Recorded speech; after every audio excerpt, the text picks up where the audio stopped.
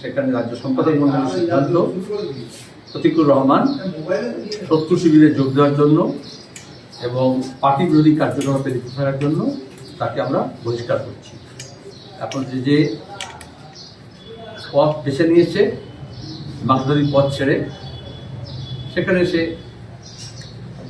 সেই পথে যারা পথিক তাদের মতো করে সাফল্যের শিখরে উঠুক, ভালো থাকুক এই আশা করব।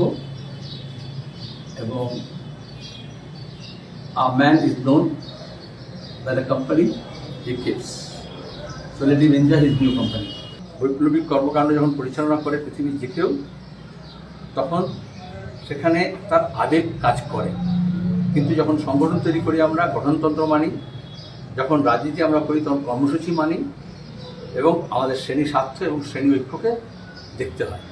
আজকে যখন নয়া ফাঁসিবাদী যে আক্রমণ, তাকে প্রতিহত করার জন্য এবং আমাদের রাজ্যে যে লুট, চুরি, দুর্নীতি এবং বিশেষত দেওয়ানহাবা কেন্দ্রে ভোট চুরি থেকে আরম্ভ করে মস্তানি, গুন্ডামি, একটা গ্যাংস্টারদের রাজত্ব চলছে। সেই গ্যাংস্টার এর বিরুদ্ধে যখন লড়তে হচ্ছে, তখন বৃহত্তর খেটে খাওয়া মানুষকে আমরা ঐক্যবদ্ধ করছি। সেই সময় দাঁড়িয়ে যদি দেখা যায় যে লুটের রাজত্বকে অবসান করার জন্য বাংলার মানুষ যখন একত্রিত হচ্ছেন, ছলে, বলে, কৌশলে, লোভে, প্রলোভনে, করবে ফাঁদে যদি কেউ পা দেয়, তখন তো দুঃখ লাগে।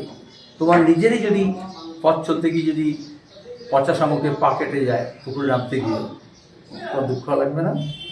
আবেগ থাকতেই হয়, তা নাহলে বামপন্থী গান, কবিতা সৃষ্টি হতো না, তাহলে এত নাটক, এত তোমার যে উপন্যাস, এগুলো তৈরি হতো না, তাহলে বিপ্লবের এত গল্পকথা গোটা বিশ্বকে নাড়া দিত না। কালকে বলেছিলেন সন্তান হারার মতো বেদনা হচ্ছে, আজকে যখন দেখলেন শত্রু শিবিরে সেই প্রতিকূল যোগ দিচ্ছে, আজকে কি বলবেন? আজকেও কি সেই একই রকম বেদনা? আমি কোনো ভাব সম্প্রসারণ করবো না, আমার ভাবটা, আমার মনোভাবটা আমার পার্টির কাছে বাধ্য করবো।